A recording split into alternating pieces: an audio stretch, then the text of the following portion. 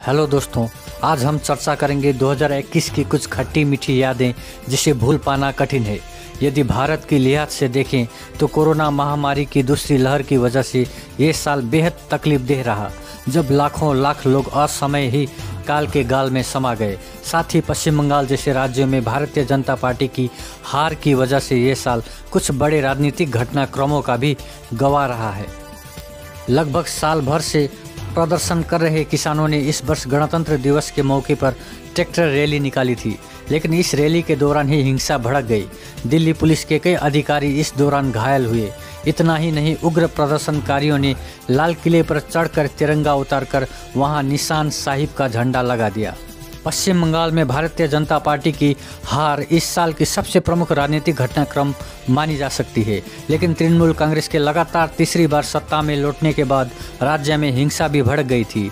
कई राजनीतिक विश्लेषकों ने यह माना कि इस हार से प्रधानमंत्री नरेंद्र मोदी की लोकप्रियता में कमी आएगी। इस साल कोरोना के डेल्टा वेरिएंट ने पूरे देश में जमकर कहर मचाया। देश की स्वास्थ्य व्यवस्था पूरी तरह चरमरा गई। लोगों को ऑक्सीजन सिलेंडर और रेमडेसिविर के लिए बहुत भटकना पड़ा। ऑक्सीजन की कमी से कई लोगों ने जान गंवाया। भारत ने अक्टूबर तक 100 करोड़ वैक्सीन डोज देने का ऐतिहासिक रिकॉर्ड बनाया। 100 डोज वैक्सीन होने पर भारत के नाम बड़ी उपलब्धि जुड़ गई। केवल 9 महीनों में ही भारत ने यह उपलब्धि हासिल कर ली। अक्टूबर 2021 में पेंडोरा पेपर लीक ने देश में एक बार फिर से हलचल मचा दी। इस स्कैम में देश विदेश के सैकड़ों नेताओं और जानी मानी हस्तियों के नाम सामने आए, जिन्होंने अपना संपत्ति छुपाने के लिए बनाम कंपनियों का इस्तेमाल किया। पेंडोरा पेपर लीक में लोकप्रिय क्रिकेट खिलाड़ी सचिन तेंदुलकर का नाम भी आया था। इस स्कैम में 300 भारतीयों के नाम सामने आए थे। इसी वर्ष टोक्यो में आयोजित ओलंपिक में भारत के खिलाड़ियों ने शानदार प्रदर्शन किया। भारतीय खिलाड़ियों ने कुल 7 पदक हासिल किए। नीरज चोपड़ा ने जेवलिन थ्रो में भारत के लिए गोल्ड मेडल जीता। इसी साल टाटा ने एयर इंडिया की बोली जीती। 18,000 करोड़ रुपए की बोली लगाकर टाटा को एयर इंडिया का मालिकाना हक मिला है। 3 अक्टूबर 2021 को लखीमपुर खीरी में प्रदर्शनकारी किसानों पर एक थार गाड़ी चढ़ा दी गई, जिसमें 4 किसानों की दर्दनाक मौत हो गई।